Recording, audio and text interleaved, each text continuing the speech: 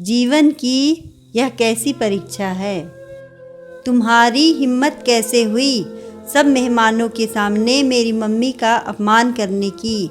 तुम्हें अभी सबके सामने उनसे माफ़ी मांगनी पड़ेगी। प्रशांत ने गुस्से से रुचिका का हाथ पकड़कर मोहिनी जी के सामने खड़ा कर दिया। लेकिन प्रशांत, पहले मेरी बात तो सुनो। रुचिका प्रशांत को बताना चाहती थी कि तुम्हें सिर्फ आधा सच बताया गया है, लेकिन प्रशांत कुछ भी सुनने को तैयार नहीं था। मुझे कुछ नहीं सुनना। मैंने अपने घर वालों के खिलाफ जाकर तुमसे शादी की थी। सभी ने सिर्फ मेरी खुशी के लिए तुम्हें अपनाया और बहू का दर्जा दिया। मैंने तुमसे पहले ही कहा था कि मम्मी की आंखों में आंसू नहीं देख सकता।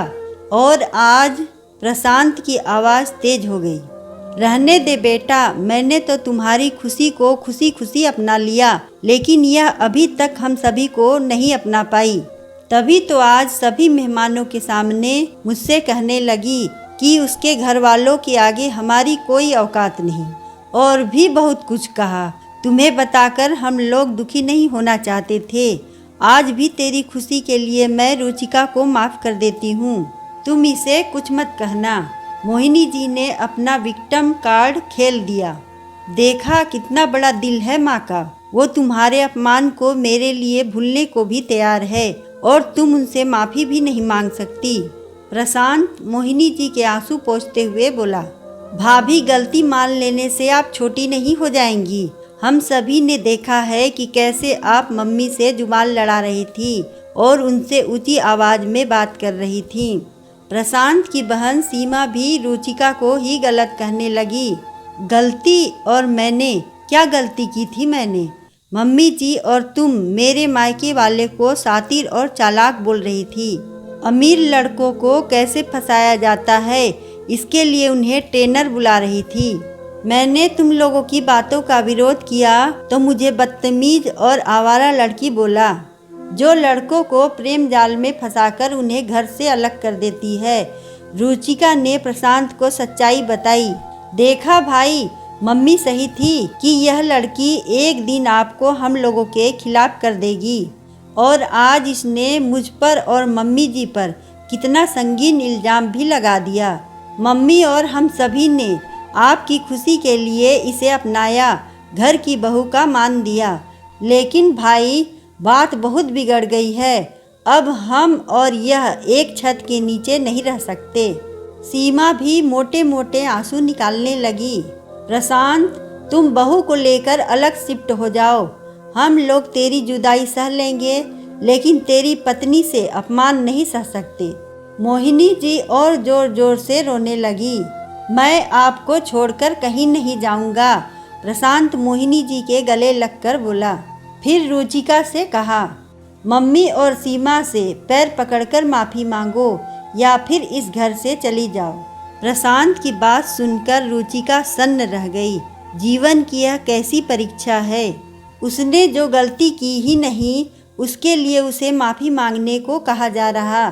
जिसके लिए जमाने से लड़ी, आज वही उससे लड़ रहा।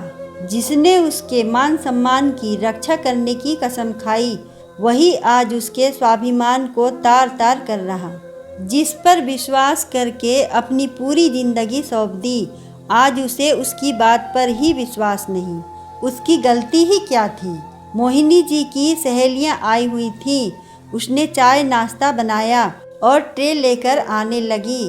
रास्ते में रखे पायदान में उसका पैर अटक गया और ट्रे गिर गई। ट्रे गिरते ही मोहिनी चिल्ला पड़ी, देख कर चला भी नहीं जाता। माँ बाप ने सिर्फ लड़का फंसाना सिखाया, ठीक से ट्रे पकड़कर चलना नहीं सिखाया। मोहिनी की बात रुचिका को बर्दाश्त नहीं हुई। मम्मी जी, आपको जो बोलना है मुझे बोलिए। मेरे मम्मी पापा को बीच में लाने की कोई ज़रूरत नहीं। अच्छा, क्यों न बोलूं। बहुत ही शातिर और चालाकी से मेरे बेटे को फंसा लिया। और मोहिनी जी फिर अपना जहर उगलने लगी। उनकी सहेलियां भी उन्हीं के हाँ में हाँ मिला रही थीं। रुचिका को यह नागवार लगा और उसने जोर से चिल्ला दिया, बस मम्मी जी, अब एक और भी शब्द अपने मम्मी पापा के खिलाफ नहीं सुनूंगी। आप लोग इस लायक ही नहीं कि मेरे मायके वालों की बराबरी कर सकें। कुछ मेहमान चले गए, लेकिन प्रशांत के घर आते ही मोहिनी जी और सीमा ने इसे अपने अपमान का मुद्दा बना लिया। प्रशांत ने भी इसलिए विश्वास कर लिया क्योंकि जब वो घर आ रहा था तो उसे मोहिनी जी की एक दो सहेलियां मिल गईं। उसने जब नमस्ते किया तो एक सहेली बोल पड़ी, तुम्हारी पत्नी बहुत तेज है, आज हमारे ही सामने उसने तुम्हारी मम्मी का बहुत अपमान किया। और जब प्रशांत घर पहुंचा तो उसे देखते ही मोहिनी जी जोर जोर से रोने लगी। रुचिका रुचिका, मैं तुम्हारे माफ़ी का इंतज़ार कर रहा हूँ, प्रशांत जोर से चिल्लाया। जब तुम्हें मेरी बात पर और मुझ पर विश्वास ही नहीं रहा तो इस रिश्ते को बचाने के लिए मैं अपने स्वाभिमान का और अपमान नहीं करूँगी, मैं माफ़ी नहीं मांगूंगी, रुचिका ने दृढ़ता से कहा।